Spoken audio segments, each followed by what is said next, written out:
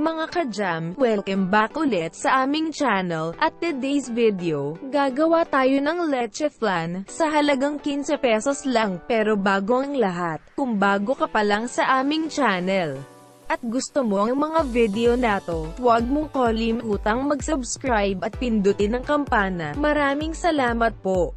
So ayun na nga po no, bago tayo magsimula, kakailanganin natin ng mga sumusunod na sangkap, isang itlog, maliit na gatas,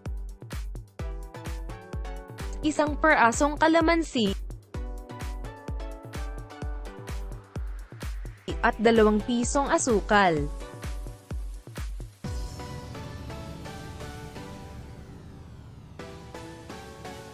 At ayan na silang lahat. Pag pinagsama-sama, kumuha ka ng lagayan. At dyan mo ilagay ang gatas.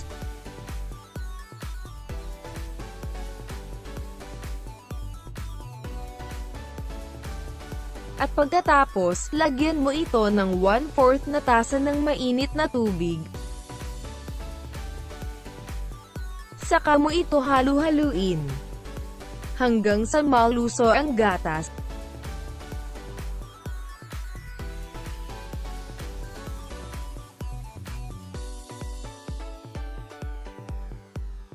Saka mo na isunod ang asukal para tumimis ito.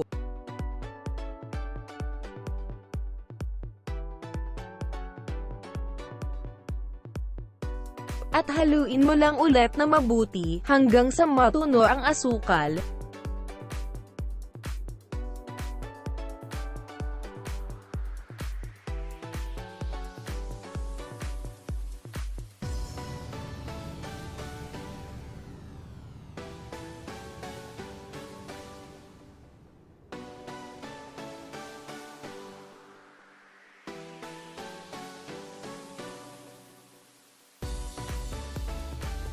At pagkatapos pwede mo na ilagay ang itlog.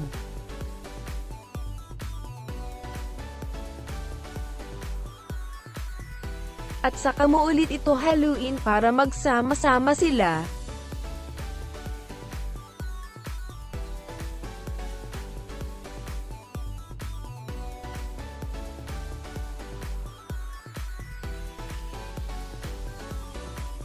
At higaan mo na ng kalamansi para mawala nga ang lansa ng itlog. At halu-haluin mo lang ulit.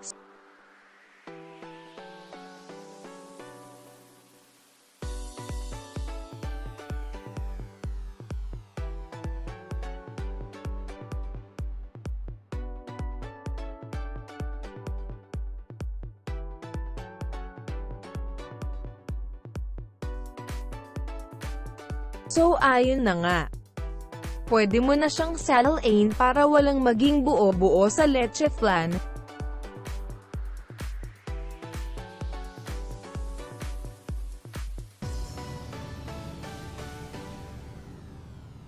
Naghanda na ako ng isang linyera na may tinunaw na asukal. Dito na natin siya ilalagay.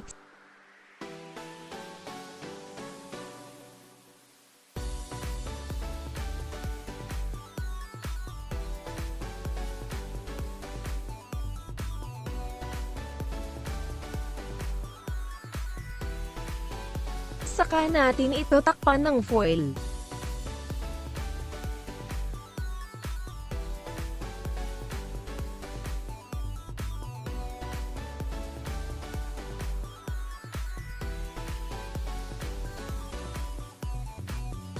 At i-steam na natin siya mang 30 minuto.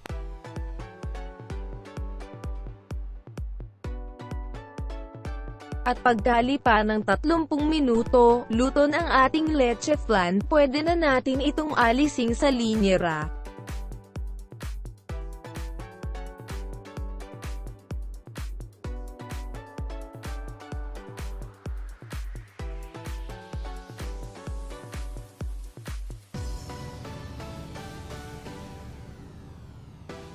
At ilagay sa plato.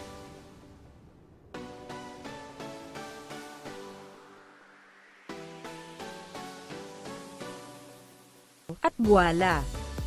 Meron ka ng Leche Flan sa halagang 15 pesos.